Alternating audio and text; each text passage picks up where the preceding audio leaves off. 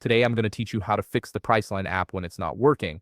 Whether you're trying to book a hotel or check your reservations, these troubleshooting steps will help you get the app back up and running smoothly. First, let's start by going to Priceline.com in your web browser. Sometimes accessing the website directly can help us identify if the issue is specific to the app or a broader problem with your account or Priceline services.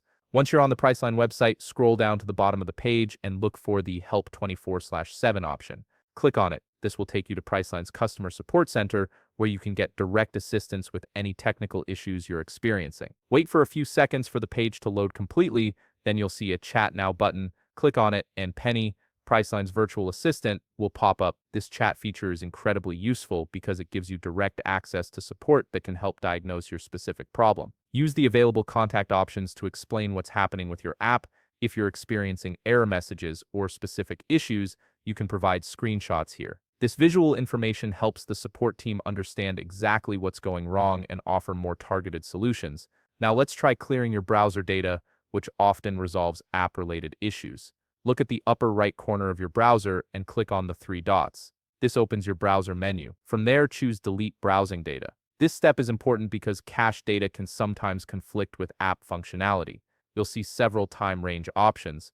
You can choose whether to delete data from the last 15 minutes, last hour, last 24 hours, or all time. For most app issues, selecting last 24 hours or all time tends to be most effective at clearing out any problematic cached information. Once you've selected your preferred time range, click Delete Data. Your browser will take a moment to clear everything out. This process removes stored information that might be causing conflicts with the Priceline app.